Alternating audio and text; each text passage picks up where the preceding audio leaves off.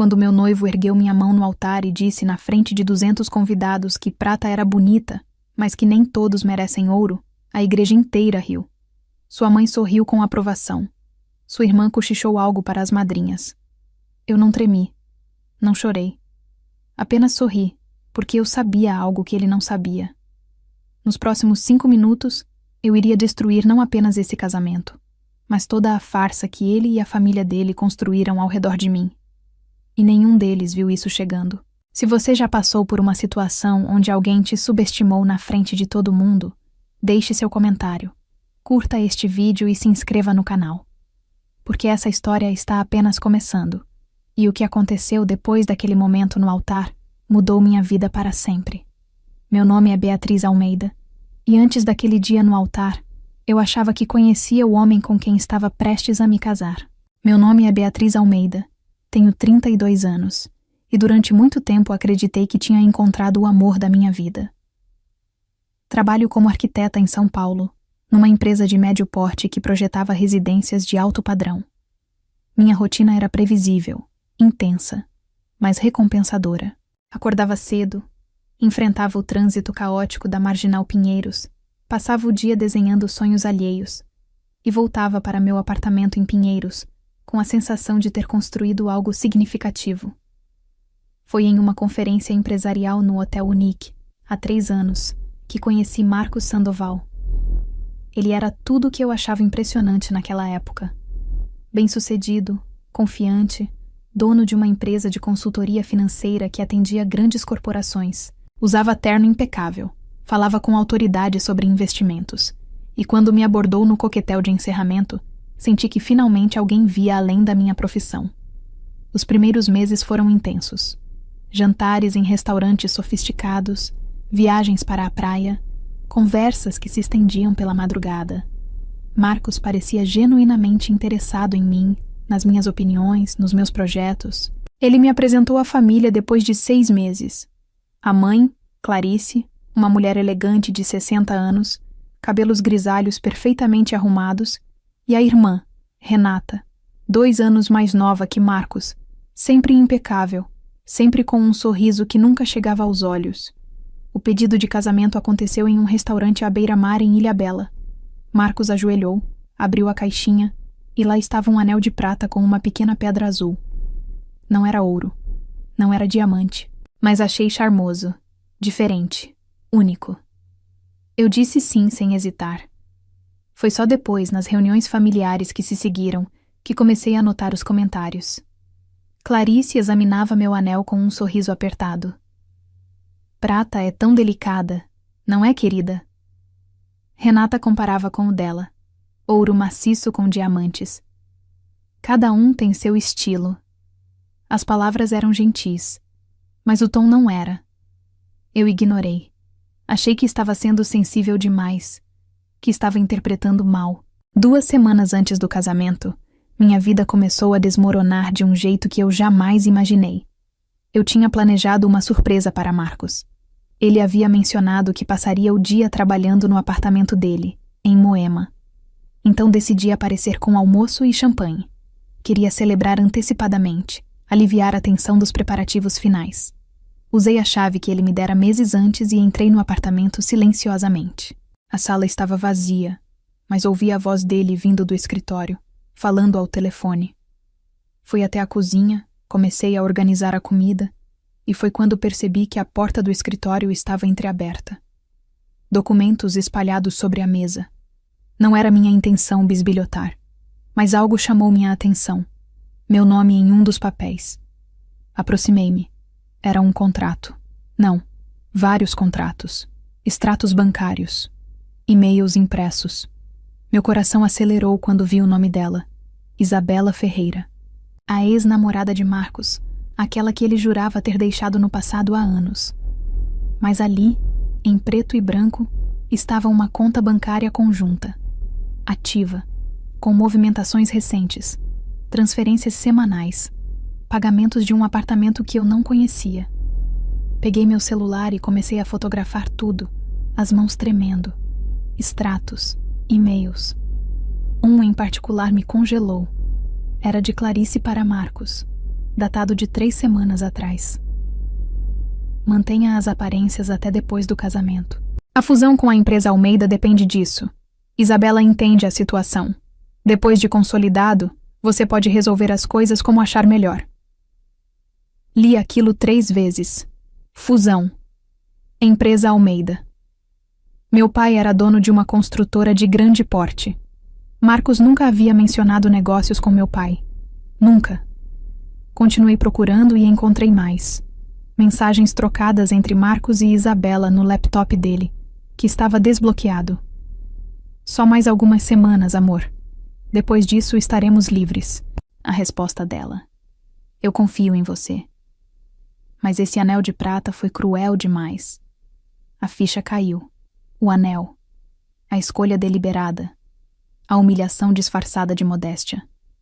Copiei tudo para meu celular. Tranquei os arquivos em uma nuvem privada e saí do apartamento antes que Marcos percebesse minha presença. Não confrontei. Não chorei. Liguei para 2 números. Um investigador particular, que uma colega de trabalho havia me recomendado meses antes para outro assunto, e um advogado especializado em direito de família. Eu tinha 2 semanas, e ia usar cada segundo delas. Os 10 dias seguintes foram os mais intensos da minha vida. Enquanto fingia normalidade, sorrindo para Marcos durante as provas finais de terno e vestido, eu estava montando um quebra-cabeça que ia muito além de uma simples traição. O investigador, um homem discreto chamado Roberto, trabalhou rápido. Em 72 horas, ele me entregou um dossiê completo.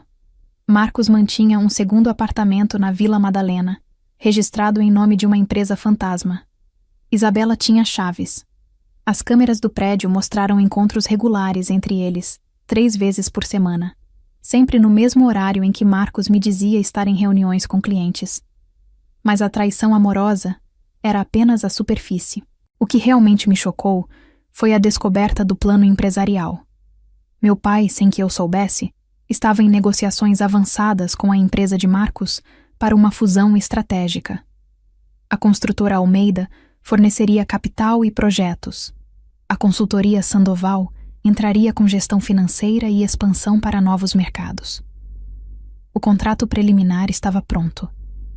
A assinatura oficial seria 3 semanas após o casamento. Clarice havia orquestrado tudo. E-mails revelaram que ela foi quem insistiu para Marcos se aproximar de mim, quem sugeriu o namoro, quem planejou cada etapa.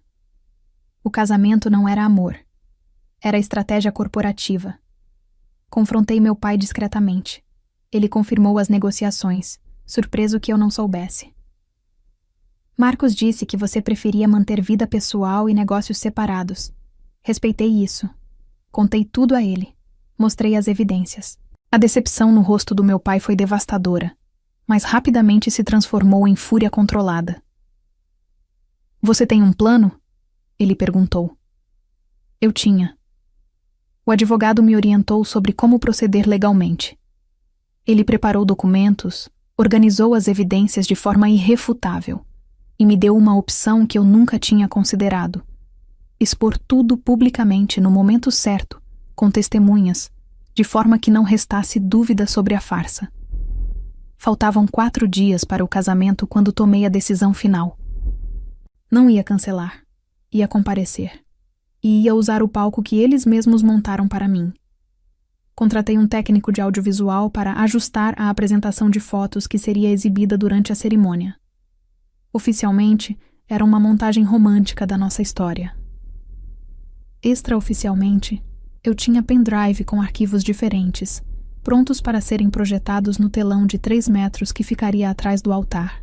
O dia do casamento amanheceu ensolarado, aquele tipo de claridade paulistana que deixa tudo mais nítido, mais exposto.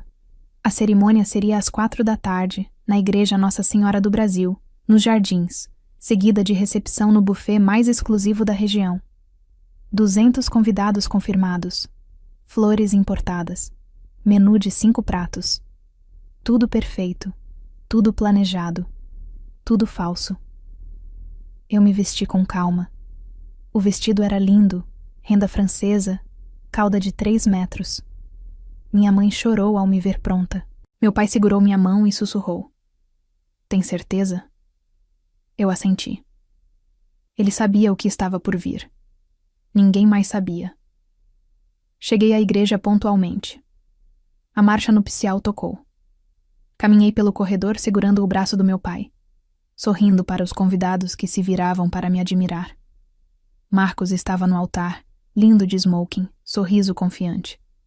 Clarice na primeira fileira, chapéu extravagante, expressão satisfeita. Renata ao lado, dama de honra, observando tudo com aquele sorriso que nunca chegava aos olhos. Cheguei ao altar. Meu pai me entregou a Marcos e foi sentar-se. O padre começou a cerimônia. Palavras sobre amor, união, compromisso. Cada frase soava irônica demais para ser real. Então chegou o momento da troca das alianças. Marcos pegou minha mão esquerda, onde eu ainda usava o anel de prata que ele me dera. Ele ergueu minha mão, mostrando para todos os convidados, e disse, alto o suficiente para que as primeiras fileiras ouvissem claramente. Prata é bonita, não é mesmo? Mas nem todos merecem ouro. Risadas nervosas ecoaram pela igreja. Alguns convidados pareciam constrangidos. Outros acharam graça. Clarice sorriu abertamente, como se Marcos tivesse feito uma piada sofisticada. Renata cobriu a boca, rindo baixinho. Eu não tremi. Respirei fundo, olhei diretamente nos olhos dele e disse com voz clara. Você tem razão, Marcos. Nem todos merecem ouro. Aliás, nem todos merecem a verdade. Mas hoje, todos vão recebê-la. O sorriso dele vacilou. Confusão passou pelo rosto de Clarice. O padre me olhou sem entender. Eu me virei para o técnico de som e acenei. Ele apertou o botão. O telão atrás de nós acendeu. A primeira imagem que apareceu no telão foi um extrato bancário. Conta conjunta. Marcos Sandoval e Isabela Ferreira. Movimentações recentes, todas datadas das últimas semanas. Um murmúrio percorreu a igreja. Marcos ficou branco. Clarice levantou-se da cadeira. Beatriz, o que você está fazendo? Marcos sussurrou, tentando segurar meu braço. Eu me afastei e continuei. A próxima imagem. Mensagens trocadas entre Marcos e Isabela. Só mais algumas semanas, amor. Esse anel de prata foi cruel demais. Depois da fusão estaremos livres. Gaspes ecoaram por toda a igreja. Minha mãe levou a mão à boca. O pai de Marcos tentou se levantar. Mas meu pai, sentado estrategicamente ao lado dele, fez um gesto para que permanecesse sentado. Continuei. E-mails de Clarice para Marcos apareceram no telão, projetados em fonte grande, impossível de ignorar. Mantenha as aparências até depois do casamento. A fusão com a empresa Almeida depende disso. Clarice gritou. Desligue isso, desligue agora. Mas o técnico não obedecia a ela. Ele trabalhava para mim. Mais fotos. Marcos e Isabela entrando no apartamento da Vila Madalena. Timestamps das câmeras de segurança. Datas e horários que coincidiam exatamente com os dias em que Marcos me disse que estava em reuniões de trabalho. Marcos tentou cobrir o telão com o corpo, mas era impossível. Tentou me puxar, mas meu pai já estava ao meu lado, junto com 2 seguranças que eu havia contratado discretamente. Beatriz, por favor, vamos conversar em particular, Marcos implorou, a voz quebrando. Eu removi o anel de prata do meu dedo, devagar, calmamente, e o coloquei sobre a Bíblia que o padre segurava, ainda em choque. Você tem razão, Marcos, eu disse, minha voz ecoando pela igreja silenciosa. Eu não mereço prata. Eu mereço verdade. Algo que você nunca poderia me dar. Virei-me para os convidados. 200 pessoas me olhavam, metade em choque, metade em aprovação silenciosa. Este casamento era uma farsa, eu disse claramente. Uma estratégia empresarial orquestrada pela família Sandoval para obter acesso à empresa do meu pai. Eu era uma ponte, não uma noiva. E hoje, na frente de todos vocês, eu estou queimando essa ponte. Meu pai levantou-se e anunciou, voz firme. A fusão entre Almeida Construções e Sandoval Consultoria está oficialmente cancelada. Nossos advogados entrarão em contato sobre as medidas legais cabíveis por tentativa de fraude empresarial. Clarice desmaiou. Literalmente. Caiu da cadeira e precisou ser amparada por convidados ao redor. Renata correu em direção à saída, chorando, tropeçando na própria saia. Marcos ficou parado, destruído, incapaz de falar. Eu caminhei de volta pelo corredor da igreja, cabeça erguada, enquanto os convidados se afastavam para me dar passagem. Alguns aplaudiram. Outros apenas observaram em silêncio, processando o que tinham acabado de testemunhar. Do lado de fora da igreja, respirei fundo. O sol ainda brilhava. A vida continuava. Nos meses que se seguiram, a história se espalhou. Marcos perdeu clientes, credibilidade, e Isabela o deixou assim que o escândalo veio à tona. Clarice enfrentou um processo por tentativa de fraude. A empresa Sandoval entrou em declínio. Eu abri meu próprio escritório de arquitetura. Projeto residências sob meus próprios termos agora, com clientes que me respeitam, que valorizam meu trabalho, que sabem exatamente quem eu sou. Aprendi algo fundamental naquele dia no altar. Humilhação pública só funciona quando você se deixa humilhar. Quando você conhece seu valor, quando você tem a verdade do seu lado, nenhum comentário cruel pode te derrubar. Se você estivesse no meu lugar, teria feito o mesmo? Ou teria guardado silêncio para evitar o escândalo? Deixe sua opinião nos comentários. Se essa história tocou você de alguma forma, curta este vídeo, compartilhe com alguém que precisa ouvir isso e se inscreva no canal para mais histórias como esta. E não deixe de assistir o próximo vídeo recomendado, onde outra mulher corajosa decide que não vai mais aceitar ser tratada como segunda opção. Até a próxima.